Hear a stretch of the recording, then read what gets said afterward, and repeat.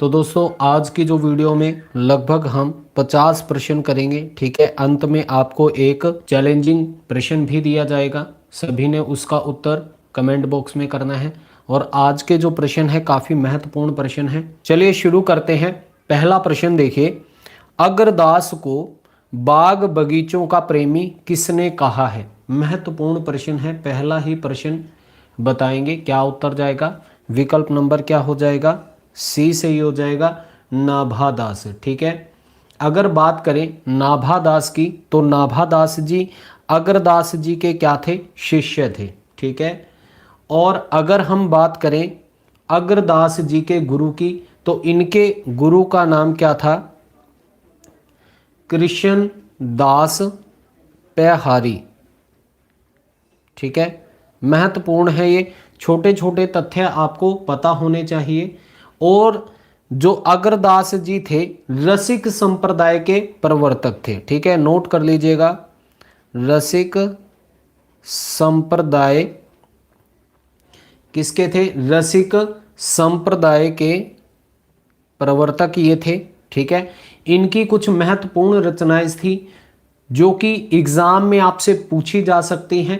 ध्यान मंजरी, ठीक है, लिख लीजिए, ध्यान मंजरी, राम ध्यान मंजरी, पदावली, पदावली नाम से भी इनकी रचना है। ठीक है, कहीं आपको पदावली दे दिया जाए और वहाँ पर जायसी ना दिया हो, ठीक है, और वहाँ क्या दे दिया गया हो? अग्रदास दे दिया गया हो, तो आपको दिक्कत हो जाएगी वहाँ पर। तो इस चीज़ का याद रखिएगा। ठीक है, कुंडलिया नाम से भी इनकी रचना थी। और एक महत्वपूर्ण रचना है हितोपदेश नाम से। ठीक है, तो आप उसे भी कर लेना। हाँ जी, चलिए अगला प्रश्न देखिए, प्रश्न नंबर 2 है, संत कबीर की भाषा को सदुकड़ी भाषा की संज्ञा किसने दी? मोस्ट इंपॉर्टेंट क्वेश्चन है, एग्जाम में अक्सर ये पूछा जाता है। जल्दी से बताएंगे सभी, क्या उत्तर जाएगा? विकल्प नंबर ए हो जाएगा, आचार्य रामचंद्र शुक्ल जी। ठीक है, हमारे शुक्ल जी कहीं ना कहीं कुछ ना कुछ जरूर महत्वपूर्ण बोलते हैं। चलिए अगला प्रश्न देखिए, महत्वपूर्ण प्रश्न है, पंक्तियों से संबंधित है। नहीं पराग नहीं मधुर, मधु नहीं विकास यही काल, पंक्ति किस कवि की रचना है? बहुत अच्छे, देखिए प्रश्न देखते ही अच्छे से उत्तर दीजिए। बहुत बढ़िया, विकल्प नंबर क्या हो जाएगा? बी सही हो जाएगा। इन्होंने ये दोहा लिखा था, किस पर लिखा था? राजा जयसिंह पर लिखा था। ठीक है, ये भी नोट कर लीजिएगा, महत्वपूर्ण है। अगला प्रश्न देखिए, प्रश्न नंबर 4 है, कठिन काव्य का प्रेत की संज्ञा किसे दी गई है? किसे दी गई है कठिन काव्य प्रेत की संज्ञा? बताएं जल्दी से। केशव को दी है। ठीक है, किसको दी गई है? केशव को। कठिन गद्य का प्रेत किसे कहा गया है? ये भी बताएं। बहुत बढ़िया, अज्ञेय को कहा गया है। प्रश्न नंबर 5 देखिए, पद्माकर के अलंकार ग्रंथ का नाम आपने बताना है। कौन सा नाम है पद्माकर के अलंकार ग्रंथ का? भाषा भूषण, पद्माभरण, पद्मश्री या फिर पद्मा भूषण? जल्दी से बताएं, क्या उत्तर जाएगा? विकल्प नंबर बी। ठीक है, पद्माभरण। महत्वपूर्ण रचना है ये। अच्छा, अगर पद्माकर की और भी रचनाओं के बारे में बात करें तो जगद विनोद नाम से इनकी महत्वपूर्ण रचना है। एक दो रचनाएं ऐसी हैं जो ज्यादातर पद्माकर जी के बारे में पूछी जाती हैं। जगद विनोद, गंगा लहरी, ठीक है, राम रसायन, और एक महत्वपूर्ण है रचना जो है हिम्मत बहादुर विरदावली। ठीक है, ये रचना भी आप जरूर कर लीजिएगा। बहुत बढ़िया, जगद विनोद। अगला प्रश्न देखिए, प्रश्न नंबर 6 है, बिहारी का जन्म काल क्या है? सभी बताएंगे, बिहारी का जन्म काल क्या है? 1595 ईस्वी। ठीक है, विकल्प नंबर सी सही हो जाएगा। अगला प्रश्न देखिए, प्रश्न नंबर 7 है, महत्वपूर्ण है। अच्छा, बिहारी का पूरा नाम बताएंगे सभी। बिहारी जी का पूरा नाम बताएं, क्या नाम था? जल्दी से बताएंगे, बिहारी का पूरा नाम क्या था? व्यंग्यार्थ कौमुदी के रचनाकार कौन है? ये एग्जाम में आपसे पूछा जाता है। क्या उत्तर जाएगा? विकल्प नंबर ए, प्रताप शाही। ठीक है, बहुत अच्छे। चलिए अगला प्रश्न देखिए, महत्वपूर्ण प्रश्न है, प्रश्न नंबर 8 है, सरहप्पा को हिंदी का पहला कवि किसने माना है? किसने माना है जल्दी से बताएंगे। राहुल सांकृत्यायन जी ने माना है। ठीक है। अगर बात करें चंद्रवरदई की तो इन्हें किसने माना है पहला कवि? शुक्ल जी ने माना है। ठीक है, किसने माना है? शुक्ल जी ने। अभी आपको मैंने एक क्वेश्चन दिया था, बिहारी का पूरा नाम क्या था? सभी बताएंगे अगर किसी को पता है। ठीक है, और ये किस राजा के आश्रय में थे ये भी बताएंगे आप सभी। चलिए अगला प्रश्न देखिए, प्रश्न नंबर 9 है, सूफी साधना के 4 पड़ावों में कौन सा नहीं है? बिहारी लाल चौबे इन्हें कहा जाता था। ठीक है, इनका पूरा नाम है बिहारी लाल चौबे, ग्वालियर में ये पैदा हुए थे। चलिए इसका उत्तर क्या जाएगा प्रश्न नंबर 9 का? मलकत। ठीक है, विकल्प नंबर क्या हो जाएगा? सी सही हो जाएगा। अगला प्रश्न देखिए, प्रश्न नंबर 10 है, बिहारी जी किस कला में कुशल थे? छंदों में, अलंकारों में, गागर में, सागर में, ठीक है, और या फिर लोकमान्य भाषा में? क्या उत्तर जाएगा प्रश्न नंबर 10 का? बहुत बढ़िया, गागर में, सागर। ठीक है। अगला प्रश्न देखिए, प्रश्न नंबर 11 है, मैया मोरी कबहू बढ़ेगी चोटी, पंक्ति के रचनाकार कौन है? बताएं, तुलसी, सूरदास, बिहारी या फिर कबीर जी? हाँ जी, गागर में सागर। क्या उत्तर जाएगा? क्या उत्तर जाएगा? विकल्प नंबर क्या होगा? बी सही हो जाएगा, सूरदास। ठीक है। अगला प्रश्न देखिए, प्रश्न नंबर 12 है, सूर को वात्सल्य का अवतार किसने कहा है? हजारी प्रसाद द्विवेदी, आचार्य नवरत्न सिंह, रामचंद्र शुक्ल या फिर आचार्य शरण गुप्त? या आप डायरेक्ट नेम भी लिख सकते हैं उनका। ठीक है, हाँ जी, ऐसे भी लिख सकते हैं। 12 का सी हो गया, बहुत बढ़िया। क्या उत्तर जाएगा इसका? विकल्प नंबर सी सही हो जाएगा, आचार्य रामचंद्र शुक्ल जी। ठीक है। अगला प्रश्न देखिए, महत्वपूर्ण प्रश्न है, प्रश्न नंबर 13, विदेशी नारी एनी बेसेंट ने किस धर्म में आस्था प्रकट की थी? देखिए, एनी बेसेंट उस समय की पहली ऐसी महिला थी जिन्होंने ईसाई धर्म की आलोचना भी की थी। ठीक है, ईसाई धर्म की आलोचना इन्होंने खुलकर की थी, क्योंकि वहां पर स्त्रियों का सम्मान नहीं होता था। ठीक है, तो क्या उत्तर जाएगा इसका? बताएं जल्दी से। हिंदू धर्म का। ठीक है, विकल्प नंबर बी सही हो जाएगा। ठीक है, इन्होंने किस धर्म में अपनी आस्था प्रकट की थी? हिंदू धर्म में प्रकट की थी। ठीक है, महत्वपूर्ण प्रश्न है, आपको ये पूछा जा सकता है, तो आप सभी को इसका उत्तर पता होना चाहिए। अगला प्रश्न देखिए, प्रश्न नंबर 14 है, श्रृंगार रस को किस नाम से पुकारा जाता है? यहां पर श्रृंगार में ऐसे लिखिएगा। ठीक है, आपको यहां पर थोड़ा सा दिक्कत हो जाती है टाइपिंग में, तो ये वाला श्रेय नहीं आता। ठीक है, चलिए क्या उत्तर जाएगा? विकल्प नंबर बी सही हो जाएगा, रसराज। ठीक है, ये आप जरूर याद कीजिएगा, क्योंकि इस प्रकार का वर्तनी सुधार में आपको ये आ जाता है। प्रश्न नंबर 15 देखिए, भाषा की लघुत्तम इकाई कौन सी है? जल्दी से बताएंगे, सबसे छोटी इकाई कौन सी है? लघुत्तम इकाई कौन सी है? बताएं, शब्द, वर्ण, संदर्भ या फिर वाक्य? क्या उत्तर जाना चाहिए इसका? विकल्प नंबर बी सही हो जाएगा, वर्ण। ठीक है, बहुत बढ़िया, आपको ये प्रश्न आ सकता है परीक्षा में, अच्छे से कीजिएगा। चलिए अगला प्रश्न देखिए, भाषा को मुख्यतः कितने रूपों में प्रयोग किया जाता है? 6, 4, 5 या फिर 2? बताएं जल्दी से, क्या उत्तर जाएगा? भाषा को मुख्यतः कितने रूपों में प्रयोग किया जाता है?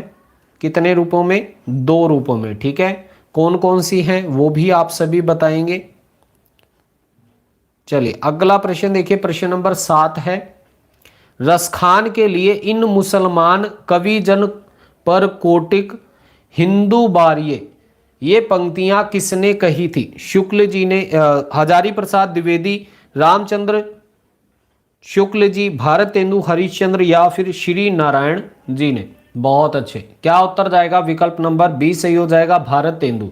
ये आपको बहुत बढ़िया, लिखित और मौखिक, ये आपको प्रश्न एग्जाम में पूछा जा सकता है, माइंड में लॉक कर लीजिएगा इस प्रश्न को। अगला प्रश्न देखिए, देखता हूं जब उपवन में फूल पंक्ति के रचयिता कौन है? महादेवी वर्मा, सुमित्रानंदन पंत, जयशंकर प्रसाद या फिर तुलसीदास? तो बताएं इसका क्या उत्तर जाएगा? क्या हो जाएगा? सुमित्रानंदन पंत। बहुत अच्छे। चलिए अगला प्रश्न देखिए, युगवाणी के रचयिता कौन से हैं? इंपॉर्टेंट है ये भी, बताएं सभी, युगवाणी के रचयिता इनमें से कौन से हैं? महादेवी वर्मा, जयशंकर प्रसाद, सुमित्रानंदन पंत या फिर ये इनमें से कोई नहीं? बहुत अच्छे। विकल्प नंबर क्या जाएगा? सी से ही हो जाएगा, सुमित्रानंदन पंत जी। अगला प्रश्न देखिए, प्रश्न नंबर 20 है, कौन सी रामधारी सिंह दिनकर की कृति नहीं है? अब आपसे यहां पर नहीं है पूछा गया है, तो आपने क्या करना है, जब भी इस प्रकार का कोई प्रश्न आता है तो अंत में जरूर उसे देखिएगा, क्योंकि ज्यादातर हम क्या करते हैं, बीच में से ही पढ़ लेते हैं और अंत तक नहीं पहुंचते, तो वहां पर दिक्कत हो जाती है। क्या उत्तर जाएगा इसका? युगांत। ठीक है, किसके द्वारा लिखी गई थी? पंत जी के द्वारा लिखी गई थी। अगला प्रश्न देखिए, प्रश्न नंबर 21 है, गा कोकिल वर्षा पावक कण नष्ट भ्रष्ट हो जीर्ण पुरातन पंक्ति के रचयिता इनमें से कौन है? तुलसीदास, मीराबाई, पंत या फिर महादेवी वर्मा जी? क्या उत्तर जाएगा इसका? बताएं जल्दी से। बहुत बढ़िया। देखिए आपको पंत जी से संबंधित महत्वपूर्ण पंक्तियां अब इसमें आ रही हैं, ठीक है, तो इन्हें अच्छे से याद कर लीजिएगा। अगला प्रश्न देखिए, प्रश्न नंबर 22 है, महत्वपूर्ण रचना है, भिक्षुक के रचयिता इनमें से कौन है? आपको ये परीक्षा में पूछा जा सकता है प्रश्न। महादेवी वर्मा, सुमित्रानंदन पंत, निराला जी या फिर तुलसीदास?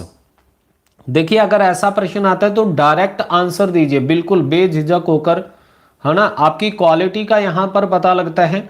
बहुत अच्छे। विकल्प नंबर सी सही हो जाएगा, सूर्यकांत त्रिपाठी, निराला। अगला प्रश्न देखिए, प्रश्न नंबर 23 है, दो बार जन्म लेता है के लिए एक शब्द क्या होगा? बताएं, ये प्रश्न भी आपको परीक्षा में देखने को मिल जाता है। बताएं, द्विजीय या फिर द्विज? बहुत बढ़िया। विकल्प नंबर डी सही हो जाएगा, ठीक है, द्विज। विकल्प नंबर क्या जाएगा? डी सही हो जाएगा। चलिए अगला प्रश्न देखिए, प्रश्न नंबर 24 है, गियर्सन ने the modern vernacular literature of Hindustan में कितने कवियों का वर्णन किया है? ये प्रश्न महत्वपूर्ण है, आपको ये प्रश्न परीक्षा में पूछा भी जा चुका है, तो सभी इसका सही उत्तर बताएंगे। क्या उत्तर जाएगा इसका? बहुत बढ़िया। अच्छा ये भी बताएं कब लिखी गई थी ये भी बताएं सभी, कब लिखी गई थी ये? बहुत बढ़िया, 1888। देखिए 1888 के अंदर इसका पहले एशियाटिक सोसाइटी ऑफ बंगाल के अंदर क्या हुआ था?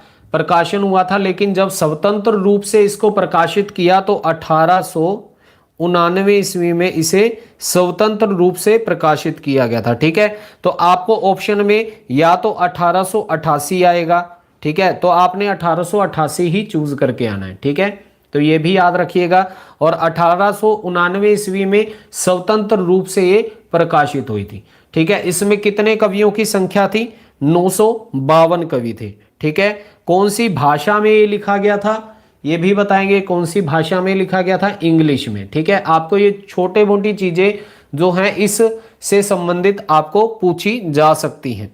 अच्छा, अगर बात करें 738 कवियों की, जल्दी से बताएंगे किस रचनाकार के, ठीक है, किसने जो ग्रंथ लिखा था और उसमें 738 कवियों का वर्णन किया था? जल्दी से बताएं। बहुत बढ़िया, 11 भागों में विभाजित था। बहुत अच्छे, बताएं 738 कवियों का वर्णन किसने किया? बहुत अच्छे, गारसा दा तासी जी ने। इनका जो ग्रंथ था इस्तवार दा ला लिटरेट्यूर एंदुई ए हिंदुस्तानी, है ना।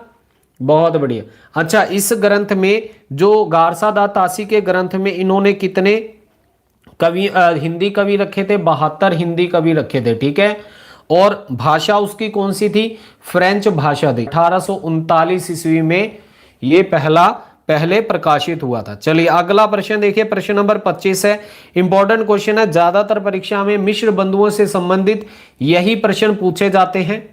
ठीक है, 738 कवि हैं। चलिए, मिश्र बंधुओं की पुस्तक का नाम कौन सा है, बताएं। मिश्र बंधु हास्य रस, मिश्र बंधु विनोद, मिश्र बंधु आलोचनात्मकता, या फिर मिश्र बंधु काव्य। क्या उत्तर जाएगा? विकल्प नंबर बी सही हो जाएगा, मिश्र बंधु विनोद। ठीक है, 5000, लगभग 5000। ठीक है, आप इसे ऐसे नोट कीजिए, लगभग 5000। ठीक है, क्योंकि टोटल संख्या इसकी 5000 नहीं थी। एग्जैक्ट किसी को अगर पता है तो जल्दी से बताएंगे, मिश्र बंधु विनोद में जो कवियों की संख्या टोटल कितनी थी? 4951। बहुत बढ़िया। चलिए, अच्छा, इनकी एक और रचना थी, वो भी बताएं, जो 1910 ईस्वी में लिखी गई थी। ठीक है, एक और रचना इन्होंने लिखी थी 1910 ईस्वी में, बताएंगे जल्दी से। चलिए अगला प्रश्न देखिए, प्रश्न नंबर 26 है, प्रत्येक देश का साहित्य किसका प्रतीक होता है? बताएं जल्दी से। लोगों का, चित्तवृत्ति का, राजाओं का, या फिर शोषक वर्ग का? किसका होता है? हिंदी नवरत्न। बहुत बढ़िया, बहुत अच्छे, ये होती है बात। और देखिए, हिंदी नवरत्न नाम से रचना आपको एग्जाम में पूछी भी जा चुकी है। ठीक है, चलिए क्या उत्तर जाएगा? विकल्प नंबर बी सही हो जाएगा, चित्तवृत्ति का। ठीक है, चलिए अगला प्रश्न देखिए, प्रश्न नंबर 27 है, गार्सा दा तासी किस देश के निवासी थे? इटली, जर्मन, फ्रांस, या फिर ऑस्ट्रिया? देखिए, इन्हों का जो ग्रंथ था वो कौन सी भाषा में था? फ्रेंच भाषा में था। तो ये कहां के निवासी थे? फ्रांस के थे। ठीक है, विकल्प नंबर सी सही हो जाएगा। प्रश्न नंबर 28 देखिए, गोरखनाथ की रचना का नाम कौन सा है? क्या उत्तर जाएगा? इंद्रिय निग्रह, आदिनाथ चौरंगी, या फिर दोहा गीत का? प्रश्न नंबर 28 का क्या उत्तर जाएगा? जल्दी से उत्तर चुनेंगे। बहुत बढ़िया, इंद्रिय निग्रह। ठीक है, अच्छा, इनके गुरु का नाम क्या था वो भी बताएं जल्दी से। गोरखनाथ जी के गुरु का नाम क्या था? अगला प्रश्न देखिए, प्रश्न नंबर 29 है, हमारे आराध्य निबंध के रचनाकार कौन है? बताएं जल्दी से। वासुदेव शरण, सरदार पूर्ण सिंह, श्याम सुंदर, या फिर बनारसी दास जी? मच्छेंद्र नाथ। बहुत बढ़िया, बहुत अच्छे। मच्छेंद्र नाथ जी कौन थे? गुरु गोरखनाथ जी के गुरु थे। क्या उत्तर जाएगा? जल्दी से बताएंगे सभी। हमारे आराध्य निबंध के रचनाकार कौन है? बहुत बढ़िया, बनारसी दास जी। अगला प्रश्न देखिए, प्रश्न नंबर 30 है, सरहप्पा का दूसरा नाम क्या है? सबरप्पा, लुइपा, कन्हप्पा, या फिर सरहप्पा?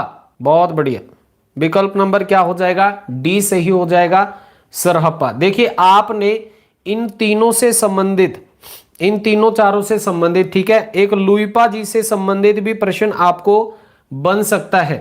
ठीक है, सबसे जो प्रमुख कवियों के बारे में अगर पूछा जाए, ठीक है, क्या थे ये? सरहप्पा क्या थे? सिद्ध थे या फिर नाथ थे? सबसे पहले आपने ये देखना है सिद्ध और नाथों की संख्या कितनी है। सिद्ध कितने थे? 84। ठीक है, नाथ कितने थे? नाथ कितने थे? 9। ठीक है, 9 नाथ, 84 सिद्ध, ऐसे इसे आप याद करोगे। ठीक है, और जहां पर पा पीछे आता है वो सभी क्या होते हैं? सिद्ध होते हैं। अगला प्रश्न देखिए, प्रश्न नंबर 31 है, महत्वपूर्ण प्रश्न आपकी स्क्रीन पर देखिए, सितार व तबला के आविष्कारक कौन से हैं? चंद्रवर्दी, अमीर खुसरो, निजामुद्दीन, या फिर चौरंगी नाथ? बहुत बढ़िया, क्या उत्तर जाएगा? विकल्प नंबर बी, आमिर खुसरो जी थे। ठीक है, सितार और तबला के आविष्कारक कौन थे? अमीर खुसरो जी। अच्छा, अमीर खुसरो की लगे हाथ सभी के सभी रचनाएं जरूर बताएं। ठीक है, खड़ी बोली के ये प्रथम कवि माने जाते हैं, है ना। चलिए अगला प्रश्न देखिए, शुक्ल के काल विभाजन के कितने आधार हैं? 4, 3, 2, या फिर 5?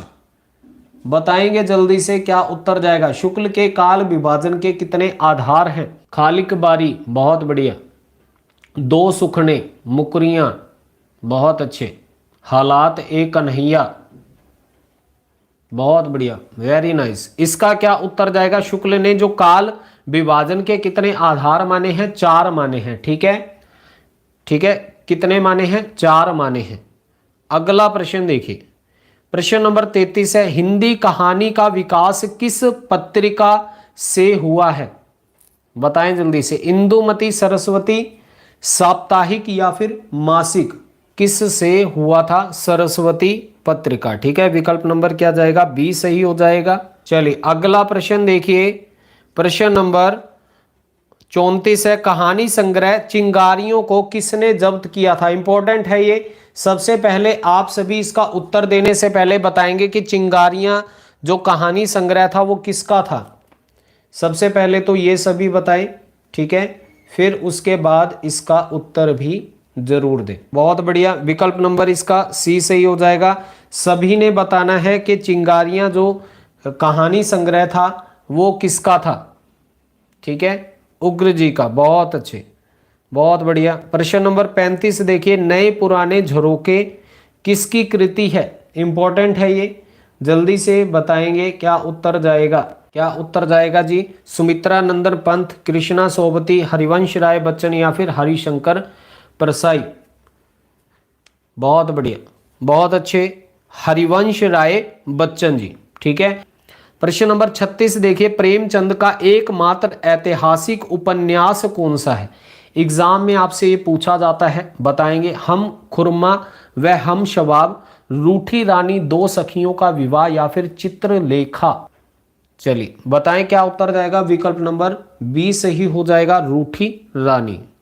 ठीक है, अगर देखिए आपको कोई भी प्रश्न नहीं आता और आपको नया सा प्रश्न लगता है तो आप नोटबुक में नोट जरूर कर लीजिएगा। ठीक है, चलिए क्या उत्तर जाएगा। सांप तुम सभ्य तो नहीं हुए पंक्ति के रचयिता कौन है। अज्ञे जी हैं। ठीक है, प्रश्न नंबर 39 है, आम्र में कौन सा शब्द है। तत्सम, तद्भव, देशज या फिर विदेशज। बताएं जल्दी से कौन सा है इसका। विकल्प नंबर ए सही हो जाएगा, तत्सम। अगला प्रश्न देखिए, प्रश्न नंबर 40 है, भाषा की उत्पत्ति किस शब्द से हुई है। भाव, भाषी, भाष या फिर क्या हो जाएगा, भाषीय, किससे हुई है। विकल्प नंबर सी सही हो जाएगा, भाष। ठीक है, चलिए अगला प्रश्न देखिए, प्रश्न नंबर 41 है, खंडर की आत्माएं किसकी रचना है। शिव प्रसाद की, दयाल सिंह, यशपाल या फिर रांघे राघव। क्या उत्तर जाएगा। महत्वपूर्ण प्रश्न है, एग्जाम में ये पूछा जा सकता है। क्या उत्तर जाएगा इसका, रांघे राघव। बहुत अच्छे। चलिए अगला प्रश्न देखिए, प्रश्न नंबर 42 है, मनोरंजक संस्मरण के रचयिता इनमें से कौन से हैं। बताएं जल्दी से क्या उत्तर जाएगा। नारायण चतुर्वेदी। ठीक है, प्रश्न नंबर 42 का सी उत्तर हो जाएगा।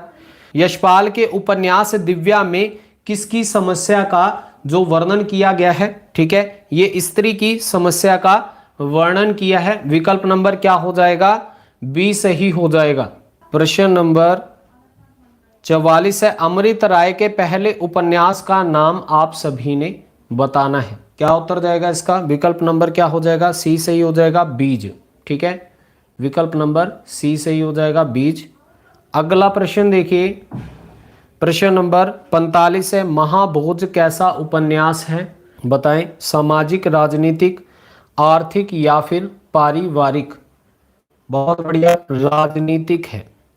अगला प्रश्न देखिए, प्रश्न नंबर 45 है, अग्निबीज किस तरह का उपन्यास है, किस प्रकार का है। जनवादी उपन्यास है। ठीक है, अगला प्रश्न देखिए, प्रश्न नंबर 46 है, इंपॉर्टेंट है, बालकृष्ण भट्ट ने कौन सा उपन्यास की रचना की थी। रहस्य कथा, नूतन ब्रह्मचारी, एक अजान सो सुजान है यहां पर। ठीक है, इसे भी कर लीजिएगा, और या फिर उपरयुक्त सभी। क्या उत्तर जाएगा। विकल्प नंबर डी सही हो जाएगा, ये सभी।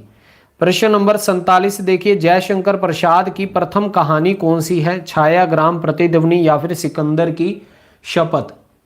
क्या उत्तर जाएगा। महत्वपूर्ण प्रश्न है, बहुत अच्छे। विकल्प नंबर बी सही हो जाएगा, ग्राम है। अगला प्रश्न देखिए, प्रश्न नंबर 48 है, पांडे बेचन शर्मा ने किस शैली के निबंध लिखे थे? बताएं, प्रयोगात्मक, प्रतीकात्मक, विस्मात्मक या फिर भावात्मक? इस प्रकार के लिखे थे, भावात्मक। ठीक है। प्रश्न नंबर 49 देखिए, इंपॉर्टेंट है।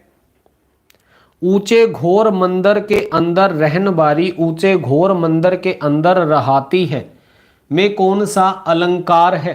जल्दी से सभी इसका उत्तर चुनेंगे। क्या उत्तर जाएगा, जल्दी से बताएं, क्या उत्तर जाएगा? विकल्प नंबर ए, यमक। अगला प्रश्न देखिए, प्रश्न नंबर 50 है, रघुकुल रीत सदा चली आई, प्राण जाए पर वचन न जाए। इसमें कौन सा छंद है? कौन सा है? सोरठा, कुंडलीय, चौपाई या फिर गीतिका? क्या उत्तर जाएगा? विकल्प नंबर सी सही हो जाएगा, चौपाई। ठीक है, विकल्प नंबर सी सही हो जाएगा।